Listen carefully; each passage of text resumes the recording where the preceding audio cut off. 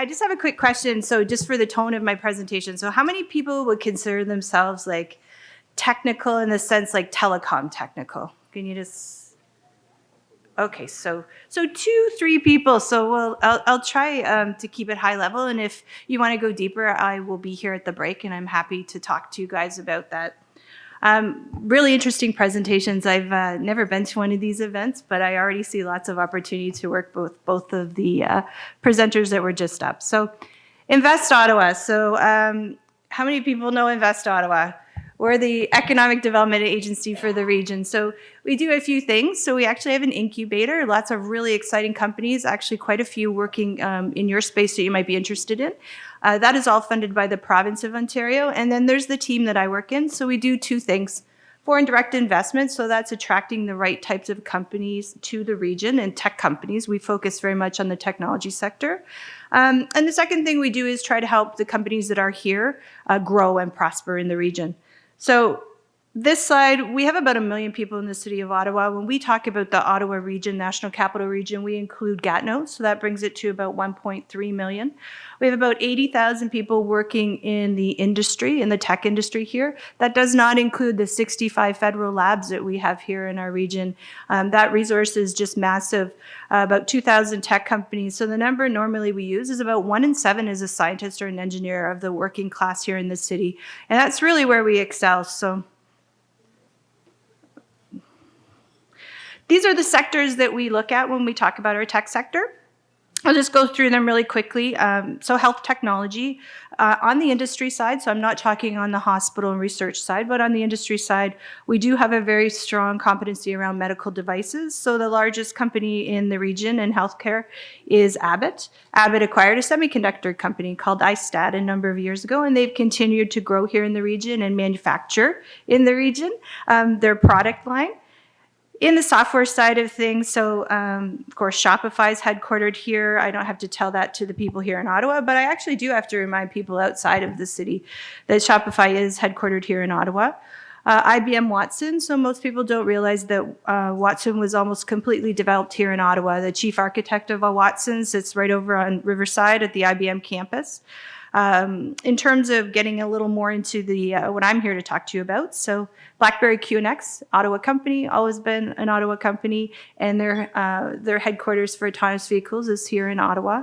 Ford, their center of connected vehicles is Ottawa, autonomous is Michigan, and the 2 teams work super close together. That leads really well into the sector that I've really covered over the last 15 years, which is the telecom sector. So in terms of industry around telecom, 90% of all of the industrial R&D in Canada, in telecom, happens in Ottawa. So we could talk about the first company, Ciena, all 10 of the optical telecom companies in the world, the top 10, all have R&D centers here in Ottawa. Ericsson, Juniper, Nokia doing a lot of wireless work. If we talk about Ericsson, their headquarters for 5G is Ottawa. Juniper Networks as well do a lot of optical work here, a lot of edge compute, a lot of virtualization, not too technical, a lot of virtualization work. Nokia, 2 of their business units globally are actually headquartered here. So all of the 5 are represented, but optical networks and cybersecurity are actually headquartered here in Ottawa. Defense and security, I always like to say, we don't make tanks, we don't make ships, we don't make cars. It's the command and control systems, the cyber systems, the checkpoints of the world. All the firewall companies have R&D centers here. It's the under the hood. See, I get to say that now. I'm talking about autonomous vehicles. Under the hood technology where we really excel. About a year and a half ago now, we got a new CEO at Invest Ottawa. And one of the first things he asked us to do was, like, how does the saying go? Look where the puck is going and tell me where our expertise lies. So in terms of the new disruptive tech coming down, data analytics, I mentioned IBM, their center of analytics in the world is Ottawa. It's through their acquisition of Cognos. Precision agriculture, most people don't realize the city of Ottawa is massive. So we could put Toronto, Montreal, Edmonton, and Vancouver inside the city borders, and you still have space. We have 1,000 working production farms in the city of Ottawa proper. over 1.2 billion of GDP, and the city keeps telling me my number is low, so I need to update that one. AI, autonomous vehicles, machine learning, cybersecurity, next generation networks, Internet of Things. So these were the areas we identified as our areas of expertise in the next round of disruptive tech. So as part of that exercise, sorry, a little confusing. I have a video, so I didn't want to hook my computer up, so in case it didn't work, so I'm trying to do two. We did do a deep dive to kind of validate where is our expertise around connected and autonomous vehicles. And again, no surprise here. Security, safety, software, the sensor side of things. We do have manufacturing here, so advanced manufacturing, very much. We have the only pure play optical foundry in all of North America here running 24/7. We have Sanmina with only 2 optical prototyping facilities in the world. One of them's here in Ottawa. We have Flextronics, so we have a whole number of companies in the space. Connectivity, again, I think no surprise here. And then the other thing I think that's really important and advantage to our region is we have a lot of the policy and decision makers. So whether it's Transport Canada, CRC, CSE, DSRC, there's a whole bunch of players in this space, and in terms of they're right here in our city, so lots of opportunity there. So this is what I'm really here to talk about, and I'm cognizant of time. So the Ottawa L5 program, so for those of you maybe not as familiar as others with the connected autonomous vehicle programs in Canada, Ontario is the only province that you could test autonomous technology, autonomous vehicles on city and public streets. You do need a permit to do that. So in the area of autonomy, you start from level 1 to level 5. Level 5 is full autonomy anywhere, anytime. That's when you're pulling out your pillow, having a nap, driving up north, right? So in your autonomous car.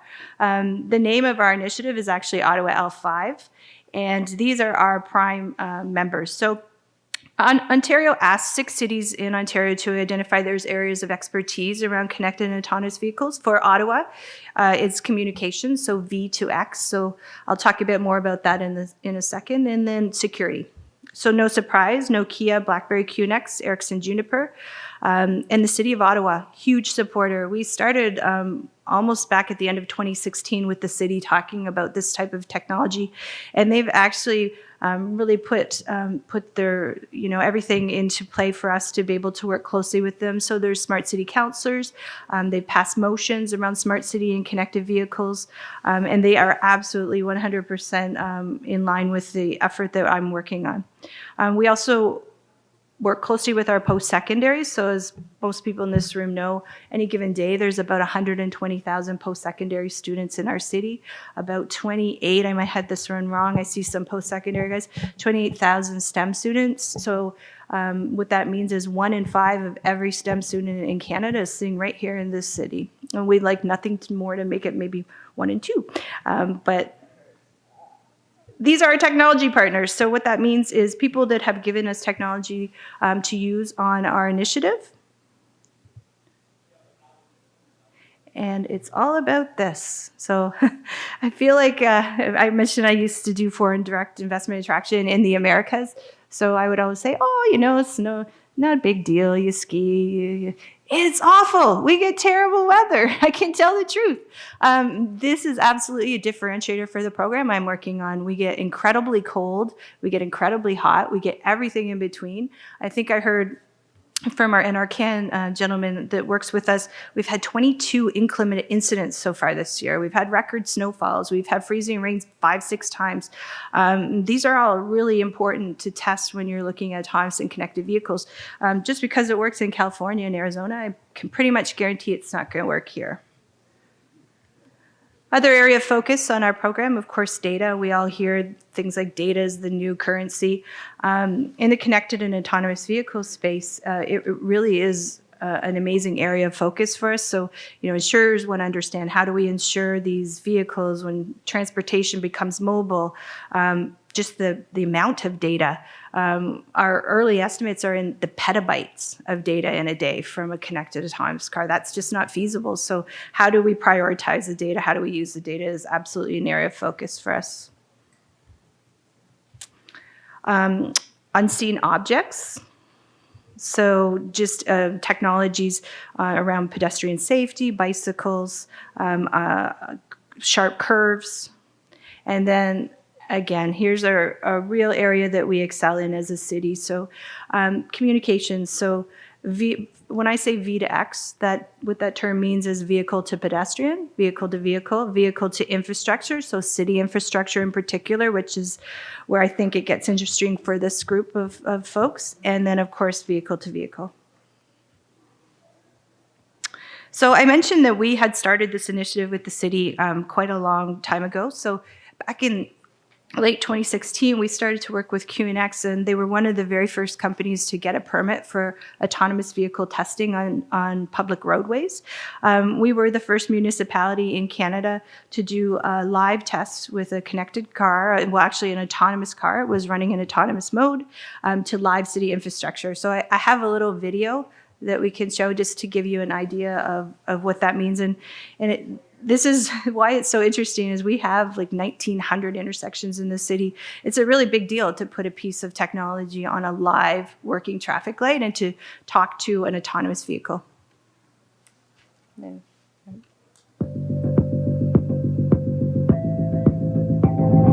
We are incredibly proud of our collaboration with the City of Ottawa, which marked the first time an autonomous vehicle communicated with live city infrastructure on a public road in Canada.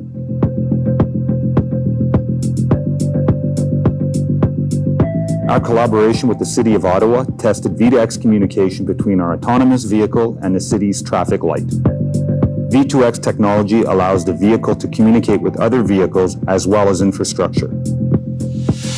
Our autonomous vehicle is outfitted with an onboard unit that communicates wirelessly with the traffic light.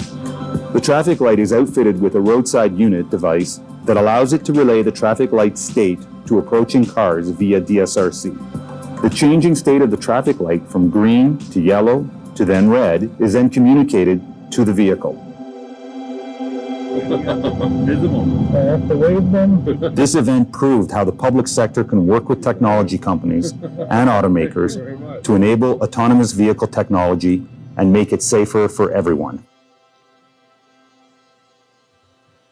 So we literally, for that test, we put out some signs on the side of the road in the Canada Research Park, and we had the drone, the simulation model we ran, probably about 6,000 people come out and watch that in the park. So pretty amazing, and a pretty amazing first. So that was really what kicked off what I'm going to talk about next. So if we can bring the slide up. So we are focused on 2 testing facilities. So we have what we call a public and a private test track.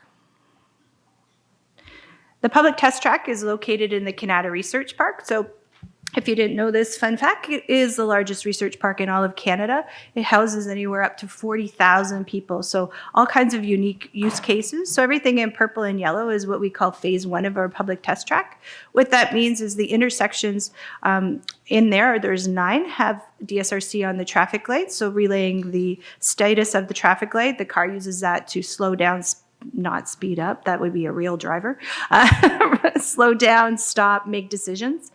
We also have a GPS system that covers the entire park, and we've got the radios. So it's great to say you have this technology, but you need to be able to receive it, and we have all the equipment that people need to be able to test in the park.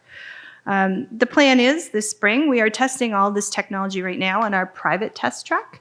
The plan is to roll out the city's first smart intersection. So I'll just, again, keeping in mind the technology focus of the group. So we're installing on each of the traffic lights, and again, testing this right now at our private test intersections, but City IQ nodes, this is from General Electric, so it has everything from temperature, humidity, accelerometer, so how fast are things moving, you can see where that might be going, acoustic sensors, so they can do things like gunshot detection if there's a crash, and then the software layer on top of that can help take an action and make a decision. So, if you've heard this, who do I call? If you've done this, what do I do?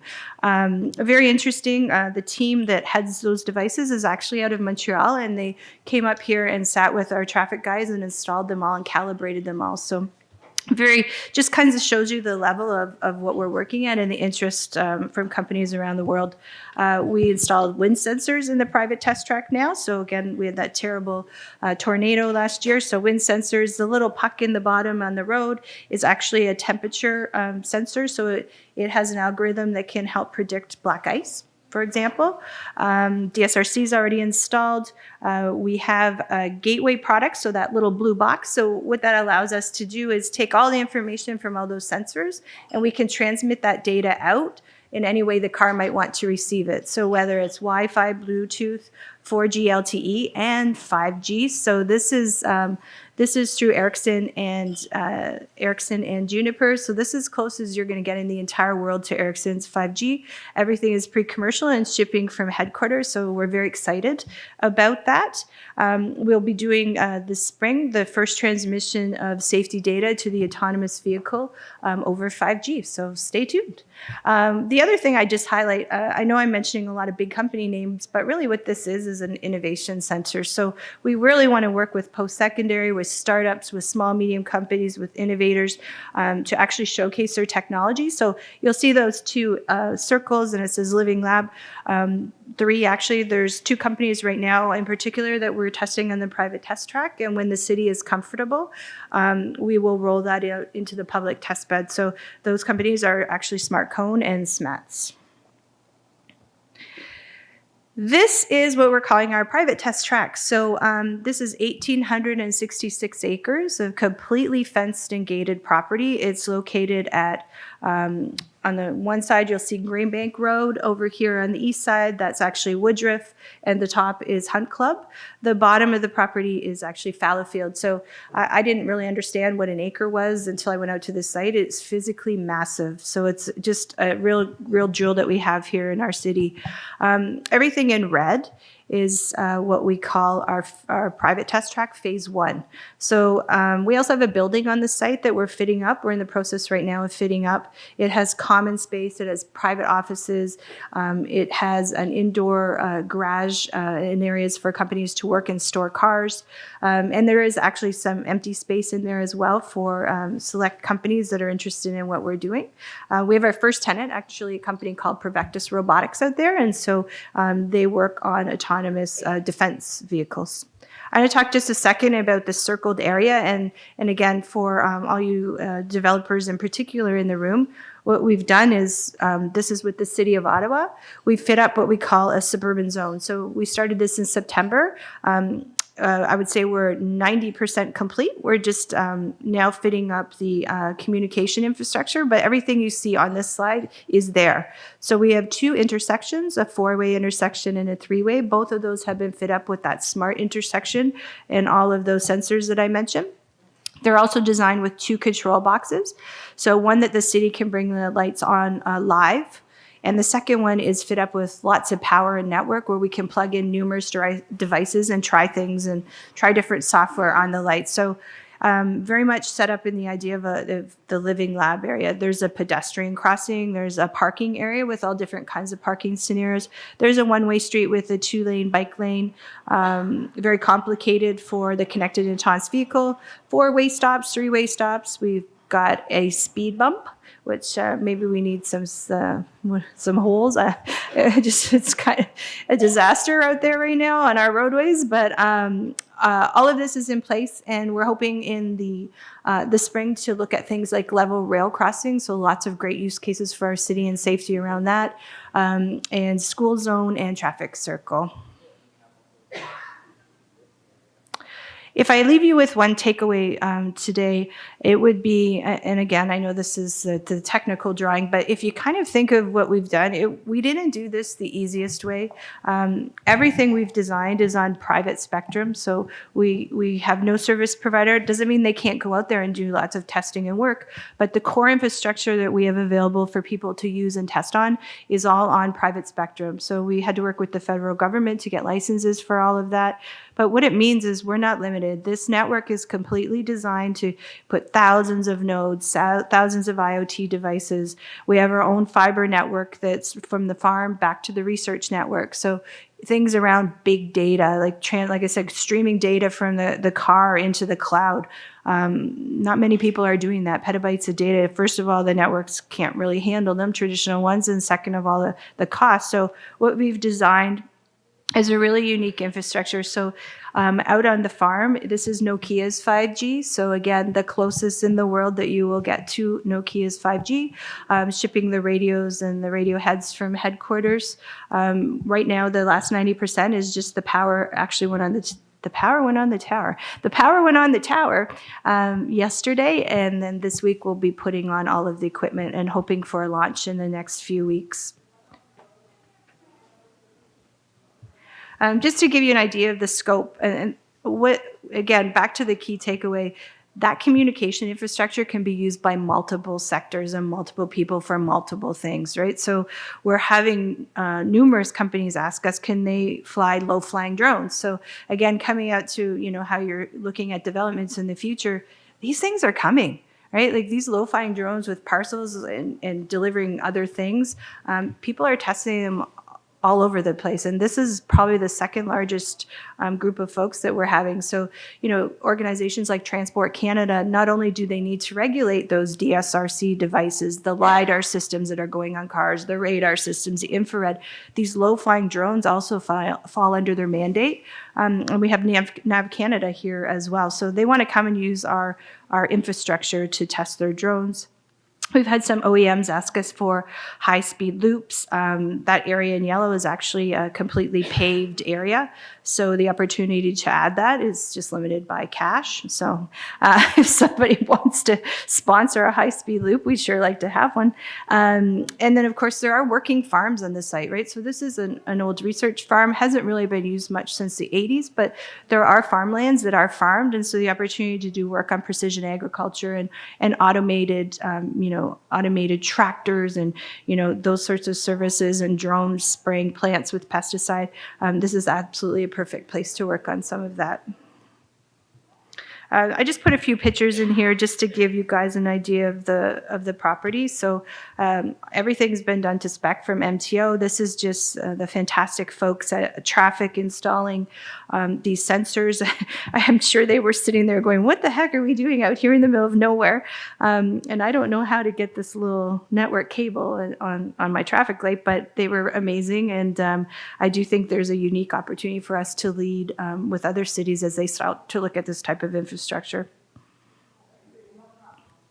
One last thing I thought might be relevant for the guys and girls in the room.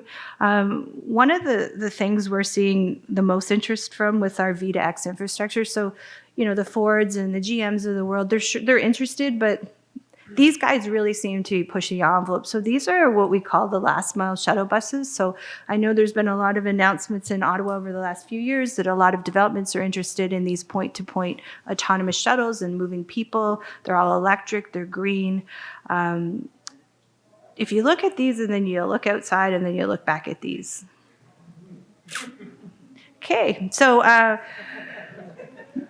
they are all interested in selling into Canada and the northern U.S. And what we'd like to do is partner with them to test their vehicles in our facility. You can test in private. If it doesn't work, you fix it, or at least put some parameters around what works and what doesn't work. Is 5 centimeters of snow too much?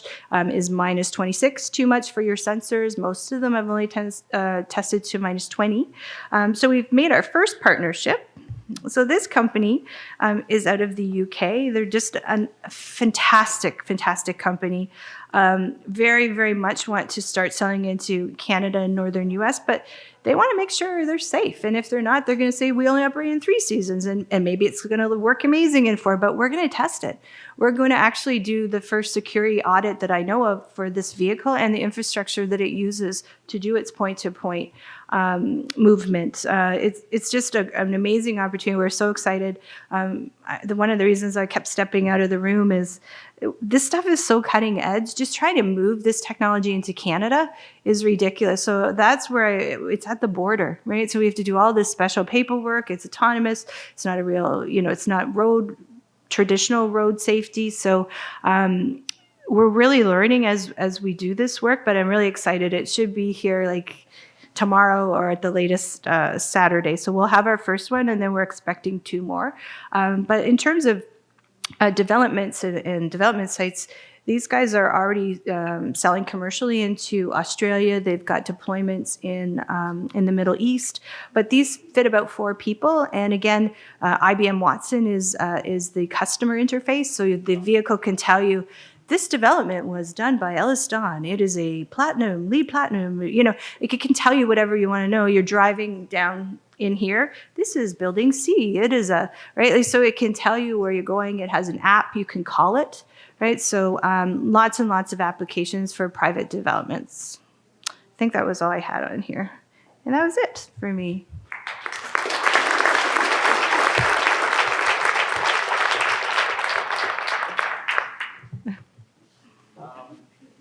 We have time for a couple questions if anybody has any questions or. Yeah, I would just say, we're super interested to work with any of you.